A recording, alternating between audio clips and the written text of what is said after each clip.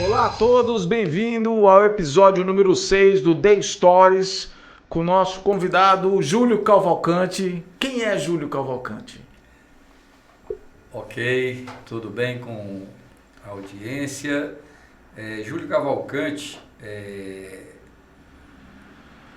uma pessoa que trilhou alguns caminhos complementares que eu acho que explica até como é que a gente pensa na questão do balanceamento. Por exemplo, eu misturei uma formação na área de exatas com a formação na área de humanas, digamos assim. Eu fiz um curso da ciência da computação, na época na Unicamp, e ao mesmo tempo, em paralelo, eu fiz um curso de economia. E explicou um pouco até a minha história, como é que chega até hoje aqui a situação atual, né? Então, a partir dessa formação, eu trabalhei durante 10 anos na região sudeste, numa empresa de tecnologia, e percebi uma oportunidade de retornar a Fortaleza depois de 15 anos, 5 anos na faculdade, 10 anos entre São Paulo e Rio de Janeiro, para começar uma empresa de consultoria. Uma empresa de consultoria que trabalha gestão, trabalha processo, trabalha também a parte de gestão estratégica, e que a partir dessa empresa que nós temos até hoje, atualmente há 6 anos eu estou no governo, mas a empresa continua, mas a partir exatamente dessa empresa, nós fizemos trabalho para o secretário Maia Júnior, na empresa dele, e ao Maia ser convidado ainda no primeiro governo do Camilo para ser secretário de Planejamento e Gestão, ele nos convidou para vir ao governo para exatamente apoiá-lo num processo que tem a ver com o nosso tema hoje, que é a implantação da gestão para resultados no governo do Estado, né? Ficamos lá 2 anos apoiando esse trabalho, fizemos também, nos envolvemos inclusive no Ceará 2050, no plano de longo prazo, uma proposta de reestruturação do governo, em termos de secretarias, né, de processos, e acabou que o secretário Maia foi convidado para vir ao desenvolvimento econômico e pediu para eu continuar mais um pouco aqui, exatamente na posição que eu estou hoje como secretário executivo da área de comércio, serviço e inovação. E a gente gostaria exatamente nesse papo, né, de falar um pouco nessa linha do balanceamento, dessas experiências tanto na área privada como na área pública, como é que a gente vê essa questão da evolução da governança nas organizações. Exato. Hoje o tema é governança da inovação ou inovação da governança. A palavra governança envolve muito a questão de como você apresenta para os acionistas os processos, né? A política da empresa, cultura, procedimentos, compliance, controladoria. Para quem está assistindo deve falar, meu Deus, que monte de palavras malucas, né? Mas essas palavras, quando a gente junta elas, ela dá o quê? A propriedade de você entender para onde está indo a organização. E normalmente a governança ela tem um papel importante para a participação do conselho, dos acionistas dentro das decisões da organização. Nós estamos vivendo um paradigma, Júlio, que a governança por si só uma cultura de controle, né? Uma cultura de competência, uma cultura de gestão baseada em dados e informação. Porém, nós temos hoje um movimento que é da inovação.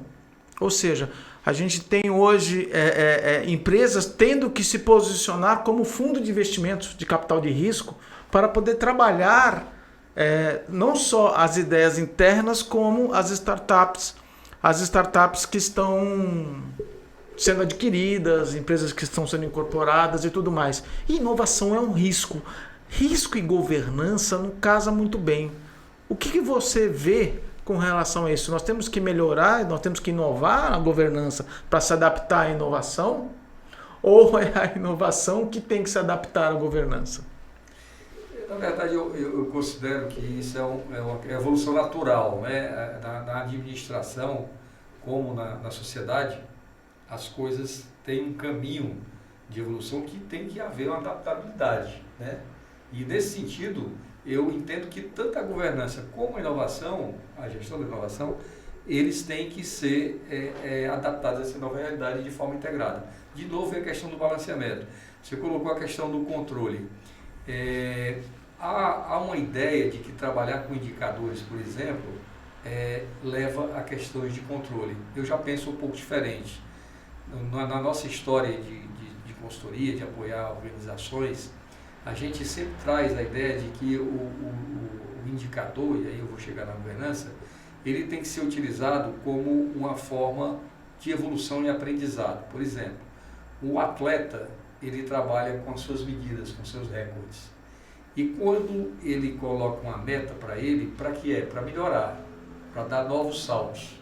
Assim a organização deveria encarar os indicadores dentro das suas organizações, né? E aprender, principalmente, né? Na hora que eu não alcanço a meta, o que aconteceu? Como é que eu posso melhorar? Como é que eu analiso aquela informação para poder dar novo salto? Da mesma forma, a organização. Se eu estipulo determinadas metas para resultados e eu não consegui alcançar, o que foi que aconteceu? O que falhou? Vamos analisar juntos e aí entra a governança. A governança pode ajudar bastante nesse processo. E aí, quando a gente fala de governança, a gente fala desde o nível do conselho, onde você pode ter sim reuniões de acompanhamento de resultados num prazo um pouco mais longo a nível de conselho, isso desdobrando para o nível da gestão executiva, da diretoria, né, do presidente, dos diretores, e até fazendo desdobramento para a gestão tática operacional. Esse eu entendo que seria um modelo ideal. Você mesmo, Paulo, trabalha com um modelo muito interessante aqui na Expert, né? Exatamente nesse sentido, né? De fazer essa orquestração da gestão. E tem tudo a ver com a governança. Eu vou te dar um exemplo prático interessante. Outro dia a gente estava até no Futura Trends falando sobre ESG, né? Que é G de governança, e me veio uma experiência que eu passei na Companhia Siderúrgica de Tubarão em 2002. Em 2002 nós fomos fazer uma construção com a empresa do modelo de governança baseado no BSC, no Balance Scorecard, e na construção do mapa, o presidente, um cara com uma visão muito interessante, era um orquestrador, era um cara que tinha exatamente essa visão balanceada, sistêmica da organização. Ele propôs que, além das 4 perspectivas tradicionais do BSC, fosse incluída uma perspectiva da sociedade. E o que tinha na perspectiva da sociedade em termos de objetivos e indicadores? Indicadores voltados à questão ambiental. Ele sabia, pelo fato de ele estar dentro de uma grande cidade, colado, na verdade, a Companhia Siderúrgica de Tubarão fica em Serra, que é um município vizinho à Vitória, mas é fronteira. Então há uma cobrança muito grande, é natural. A siderúrgica ela tem uma fama de atingir o meio ambiente. Então o que eles faziam? Como eles tinham já parceiros sócios europeus como a Arcelor, eles colocaram metas e indicadores ambientais no nível da Europa naquela época. E esse era um dos indicadores objetivos que eram tratados na perspectiva da sociedade. Ele tinha um outro objetivo, indicador, que também olhava para a questão da responsabilidade social. Por quê? Porque, de novo, ele estava ali tratando de uma comunidade grande na volta, que envolveu inclusive a alocação de muita gente na construção, e isso é natural, quando esses grandes empreendimentos são feitos, normalmente você tem um risco de gerar um bolsão por volta, então você tem que construir com aquela comunidade uma relação para não ter problemas, e mais, as pessoas que trabalham lá naquela companhia, elas têm um alto risco de acidente, a gente sabe disso. Uma siderúrgica, se o cara tropeça e cai dentro de uma panela de aço, morreu. Né? Mas a gente está levando são dois desafios, né? Pois é, mas dentro dessa linha da perspectiva da sociedade, eu vou chegar lá só para... E ainda tinha a questão do outro objetivo indicador voltado à comunicação, transparência com a sociedade. Né? Então, em 2002, já se estava trabalhando um pouco do ESG, né? Do Environment, Social e Governance, dentro desse conceito exatamente da construção do mapa estratégico. E o mais interessante, 2 anos depois, já com o mapa sendo utilizado nas reuniões de conselho, nas reuniões de diretoria, para fazer exatamente o acompanhamento da gestão da organização. Na época, o gerente que nos acompanhava propôs construir um relatório para o acionista, que ele era responsável pelas relações com investidores, no conceito já do mapa estratégico. Então ele fez a demonstração... Mas já com essa perspectiva? Já com as 5 perspectivas, inclusive da sociedade. Então ele fez a demonstração, o relatório apresentado em 2004 da Siderúrgica de Tubarão, hoje a ArcelorMittal, que inclusive agora acabou de entrar aqui na Siderúrgica do PECEM, né, já era apresentado com base no BSC, no mapa estratégico, demonstrando para o acionista os resultados da organização de forma balanceada. Aí só para fechar, um dos grandes desafios hoje, inclusive dos conselhos, é tentar fazer essa visão mais balanceada. A gente sabe que ainda os conselhos tradicionais, eles dão muito mais importância, por exemplo, à questão financeira, à questão do controle. E é isso que eu entendo que pode ter uma grande chance de mudar. Quer dizer, a gente ter na própria formação dos conselhos essa preocupação em ter um balanceamento com pessoas que entendam da questão ambiental, com pessoas que entendam da questão da gestão estratégica de forma mais ampla, da questão da responsabilidade social, e isso é uma tendência natural. E lógico, isso tudo de forma também para a própria inovação, né? Você ter gente dentro do conselho que conheça inovação, que acompanhe esse processo, faz com que você consiga mesclar bem isso e evoluir mais rapidamente. Eu entendo que esse é um caminho interessante que pode acontecer. O acionista que está lá, nos assistindo, ele deve ter uma pergunta muito clara. Poxa, até 20 anos atrás, a minha preocupação era os dividendos. Agora vocês estão me vendo, vocês estão me trazendo aí nesse programa inovação, sustentabilidade, né?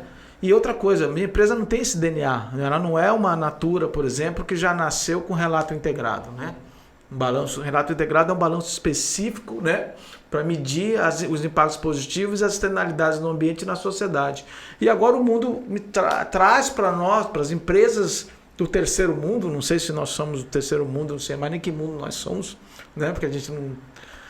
a China até um dia desse era terceiro mundo, era mais pobre que a gente, hoje está mais rica que os Estados Unidos, mas está trazendo para a governança elementos que não faz parte da cultura corporativa dos países subdesenvolvidos.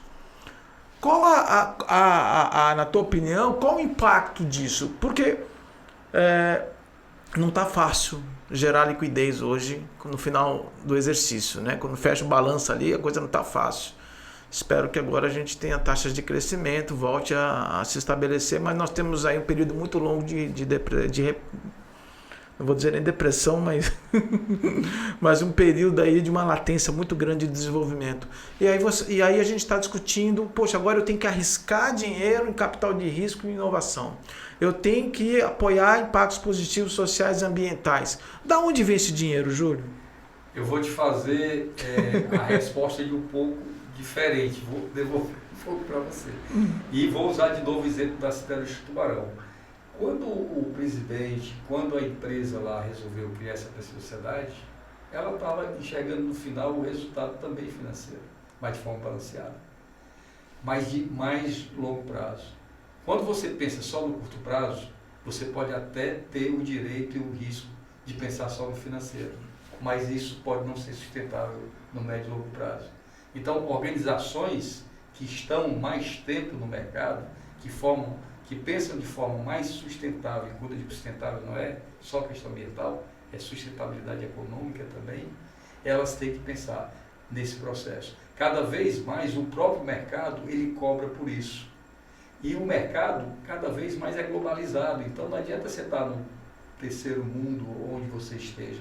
Você vai fornecer para o mercado internacional. E eles vão te cobrar. Porque com os mesmos depoimentos que a Siderúrgica, a ArcelorMittal, que é uma gigante, que fechou algumas unidades na Europa agora, disse ao vir para o Ceará que ela quer fazer o aço verde. Que aqui nós temos o hidrogênio verde que vai possibilitar isso. Por que a Fortescue, que é uma gigante, australiana na área de mineração. Eu estou falando de dois setores mas isso porque... Eu estou falando de dois setores conservadores. Sim, mas você está falando do hidrogênio porque nós temos uma plataforma política no Estado que já está vingando há muitos anos, aí você consegue fazer uma política de Estado e não de governo. Não. Aí você dá subsídios para isso, né? Não, beleza. Mas aí é longo prazo. Eu estou falando, tudo bem, isso aí eu pode até tratar da questão de governo, mas eu estou falando agora do ponto de vista pragmático do empresário. Quando uma empresa como a ArcelorMittal vem ao Ceará e compra a siderúrgica do Pecém, certo? E diz que um dos motivos da decisão dela é porque ela vai poder usar o hidrogênio verde para poder fazer o aço verde, é porque ela viu que o mercado já está cobrando isso. Lá fora, né? Lá fora, no mundo inteiro.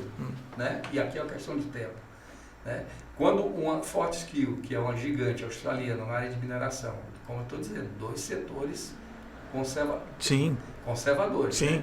E ela é uma das primeiras empresas a assinar um protocolo de entendimento para produzir o hidrogênio verde no Brasil, aqui no Ceará, e já fechou acordos com a Alemanha para poder importar o hidrogênio verde para a Europa, né? Aí mas não só por conta da venda do hidrogênio, porque eles também querem vender o minério verde, o minério que é produzido com energia verde. Né? Então, isso são sinalizações muito fortes. E aí você pode ter uma centena, se você pegar mesmo o mercado de varejo mais tradicional, você vê o problema que determinadas empresas têm, né, com o consumidor final, né, pequeno, ali no varejo mesmo, ao tomar determinadas atitudes que vão contra uma questão social, uma questão ambiental. Né? O exemplo lá, não vou citar o nome, mas um grande produtor de sapatos, de tênis, que descobriu-se que usava mão de obra de crianças para poder produzir lá na Ásia os seus produtos, teve um impacto grande no mercado. Né? Então, não é uma questão de opção, ao meu ver. Lógico que isso tem timing, tem times dependendo do negócio e dependendo da região. Mas, de novo, a coisa está indo muito rápido. E dentro disso tem oportunidades. Tem muita oportunidade. Às vezes você aproveita exatamente uma situação dessa para poder passar à frente de um concorrente. E, finalizando, quem não olhar para esse negócio, como a gente sabe de muitas organizações que sumiram do mercado, está correndo um risco muito alto. Fechando aqui esse primeiro bloco, já nós voltamos já que você deu o gancho, né? Como converter oportunidades e sustentabilidades em inovação para dentro das organizações. Até o próximo bloco. É isso aí, de volta ao bloco 2 com Júlio Cavalcante. Júlio, como é que nós convertemos sustentabilidade em oportunidades de negócio com inovação?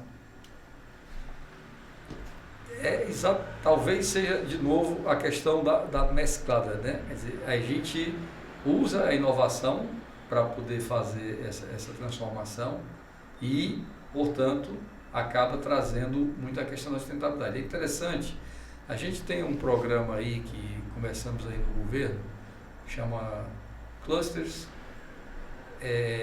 de Desenvolvimento Sustentável e Inovação.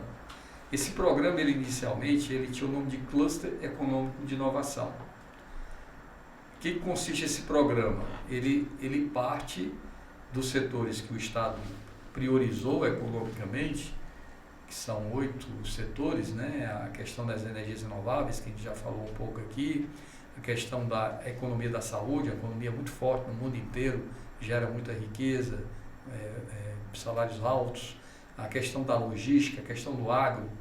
E a partir desses setores você vai para as 14 regiões de planejamento para usar a inovação para poder fazer o desenvolvimento. Como? Trabalhando problemas que existem nas empresas privadas daquela região, só que a gente escolhe em cada uma das 14 regiões os três setores que têm maior potencial, não só econômico, mas também de capital humano. Por exemplo, Sertão Central. Sertão Central, ele tem lá uma economia da saúde forte. Por quê?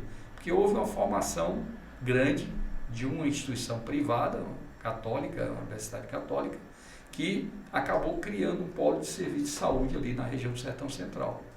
Nós temos o agro muito forte, criação de camarões de cativeiro, a questão do caprino, do ovino, né? E nós temos também a tecnologia de informação e comunicação. O que acontece? Quando a gente trabalha o setor privado, a gente percebe que existem problemas que são insumo fantástico para poder gerar inovação. E se eu gero inovação para aquele setor que já tem competitividade naquela região, ele vai dar um salto e vai se tornar mais competitivo. Então ele diz que esse programa é muito mais um programa de desenvolvimento regional que usa a inovação como base para poder dar saltos. O Estado precisa usar melhor esse capital humano que ele desenvolveu através da educação que foi obtida nos últimos anos. Nós somos campeões no ensino fundamental, no ensino médio, e também a conectividade de internet de alta qualidade que nós temos em todas as regiões, né? Então, à medida que a gente começou a trabalhar essas soluções a partir de problemas, isso é um negócio muito interessante, porque você dá mais chance que essas startups que surgem na região consigam ter mercado, e o problema não pode ser só da região, ele tem que ser um problema escalável mundialmente, né? Então você percebe que muitas das soluções acabam sendo em cima da sustentabilidade ambiental. Por exemplo, um dos programas uma das soluções que apareceu é a melhoria da qualidade da criação da água do camarão que é criado em cativeiro. Da caricicultura, né? Exato, onde você usa internet das coisas, o IoT, para poder fazer o monitoramento e atuar sobre a qualidade da água, melhorando a oxigenação e tal. No caso lá de Marco, lá no polo, né, de Marco, que tem uma indústria moveleira muito forte, que envolve também a questão do agro, porque lá hoje eles estão inclusive produzindo a madeira para a produção de móveis. Uma atividade fantástica lá do pessoal lá de Marco, que eu visitei lá um florestamento de 1.000 hectares de eucalipto, que hoje alimenta a produção lá da indústria moveleira de Marco. Então, Marco hoje já é uma referência. Eu encontrei inclusive com o pessoal da grande empresa da região, Jacaúna, indo para a Dinamarca, tentando buscar recursos, inclusive de fundos que querem investir em empresas sustentáveis para poder exatamente financiar uma atividade econômica. Para você ver como o mundo está indo rápido. Quer dizer, uma empresa do interior do estado de Ceará que trabalha móveis, conseguindo ter oportunidade de apoios de fundos internacionais da Dinamarca por conta de estar fazendo um trabalho de florestamento, de reflorestamento, usando eucalipto. E as soluções de inovação que apareceram lá no Polo de Barco são muito em cima exatamente do reaproveitamento dos resíduos na construção dos móveis naquela região. Então, as oportunidades são muitas, porque a questão da inovação, ela, primeiro, se você trabalhar ela a partir de problemas, e isso é uma coisa que ele defende muito, e com prioridades de setores que são potencialmente mais fortes, você tem uma grande chance de criar novas soluções. E, de novo, não pode olhar só para uma região restrita. A gente tem que ter sempre a visão que a inovação, ela demanda mercado grande, ela precisa ser escalável.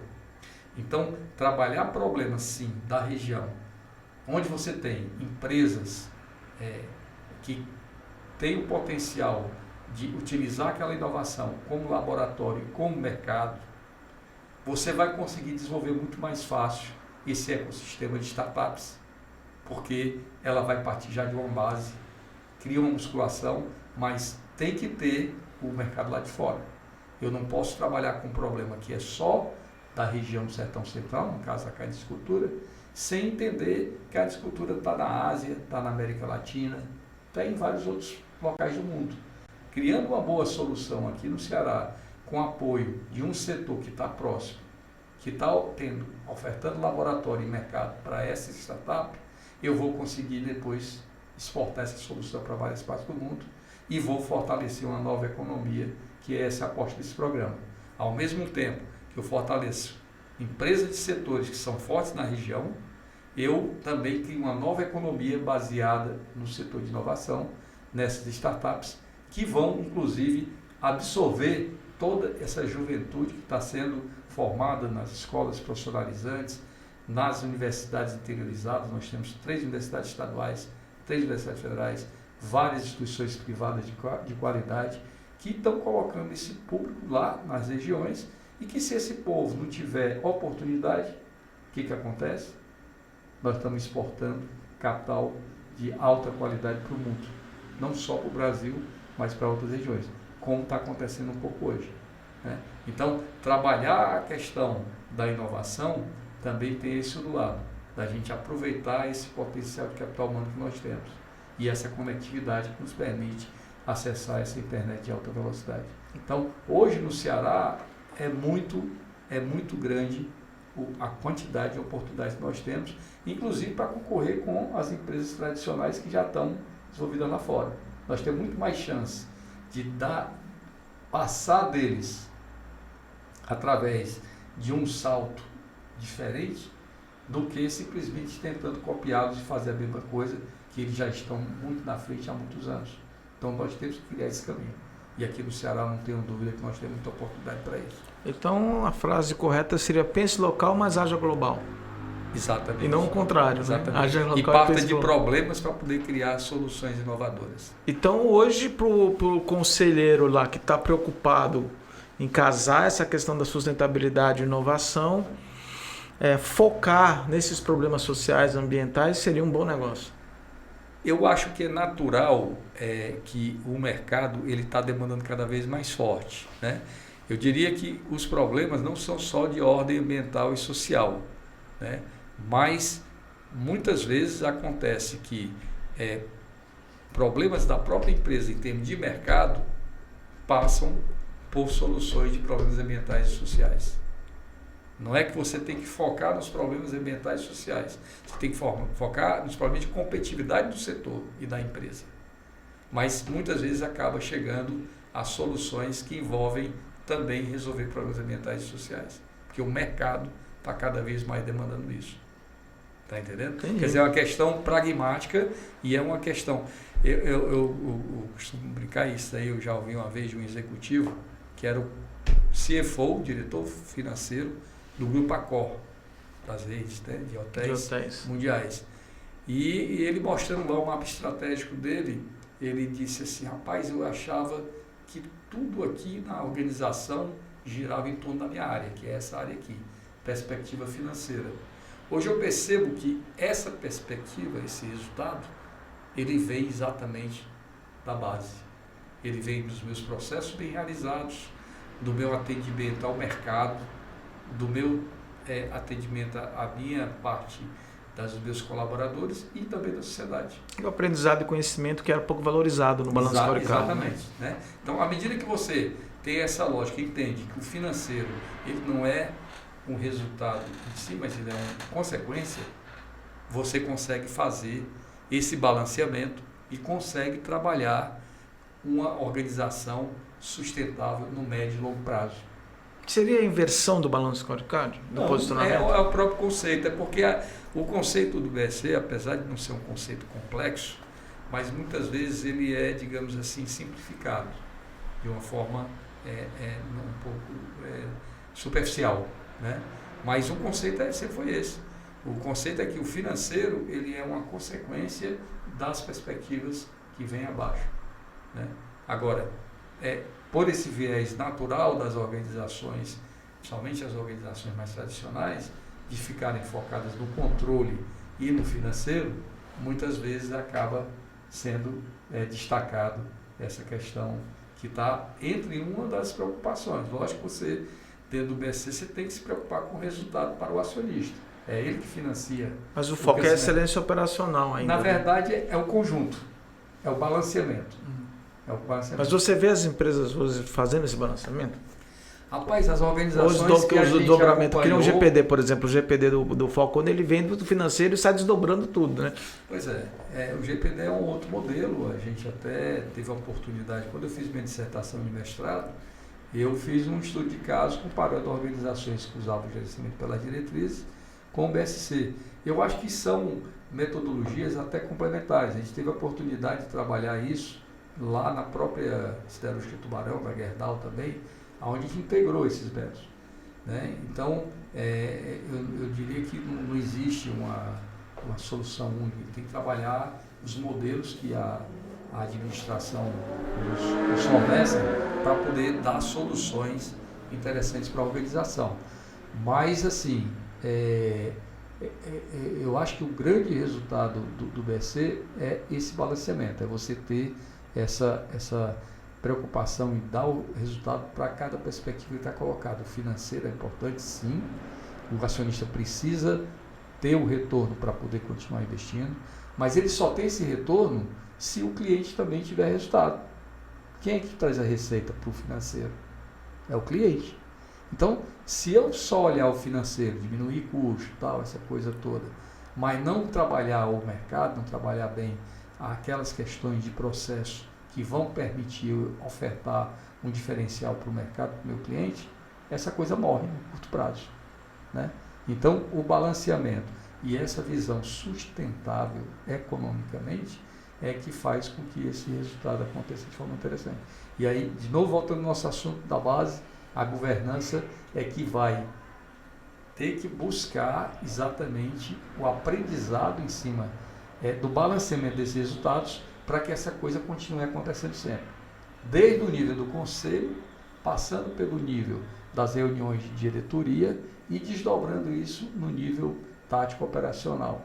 Isso é uma conversa que tem que acontecer de cima para baixo, de baixo para cima, continuamente, gerando exatamente ajustes para que você consiga. E isso não é só a nível de empresas, isso é a nível de governo, isso é a nível de sociedade. Né?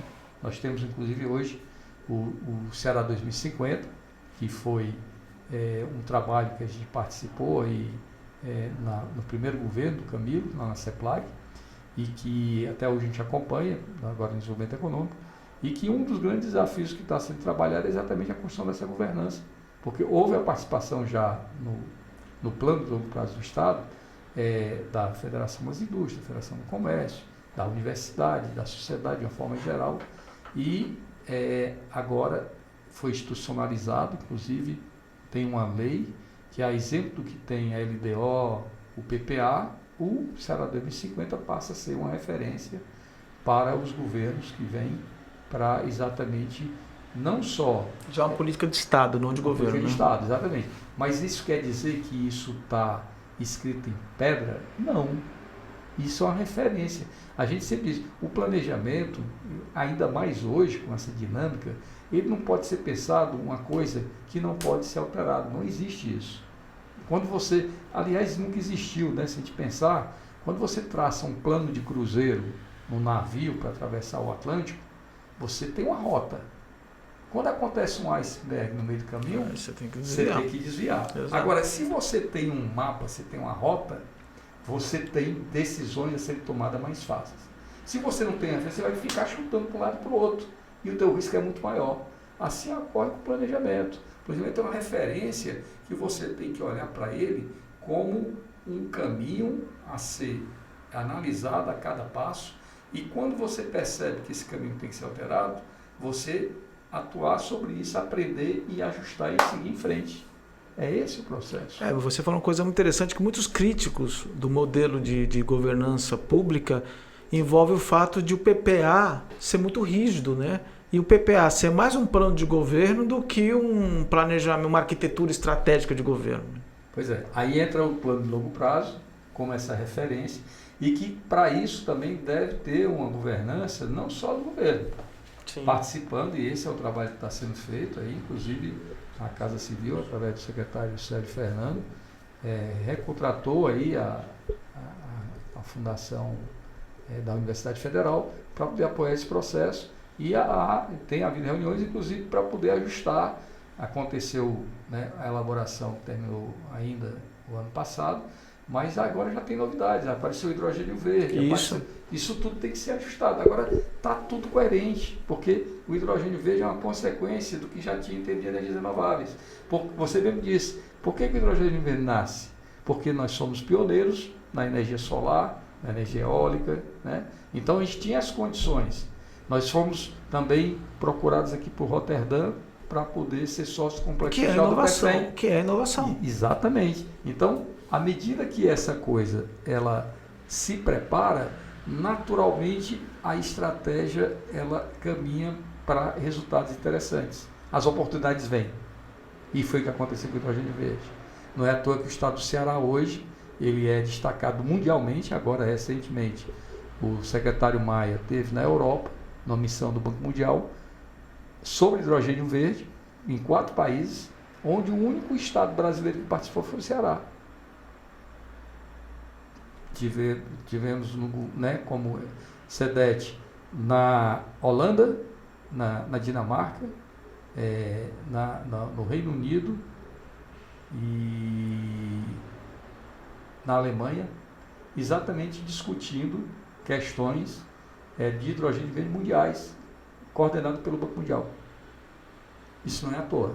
Isso é porque houve uma preparação do Estado nos últimos anos para que essa coisa acontecesse. Ele vai estar no Summit, o Web Summit, né? Em Portugal agora. Aí na linha de inovação, que a gente tem muito trabalhado, a gente vai estar aí, inclusive, levando startups que foram desenvolvidas dentro desse programa dos clusters de desenvolvimento sustentáveis e inovação, que vão participar como expositores do Web Summit, um grande evento internacional, exatamente dando a visão da inovação do estado do Ceará. Essas startups, elas inclusive participaram de uma banca lá no Nina, em abril, onde as 46 primeiras startups saíram desse programa.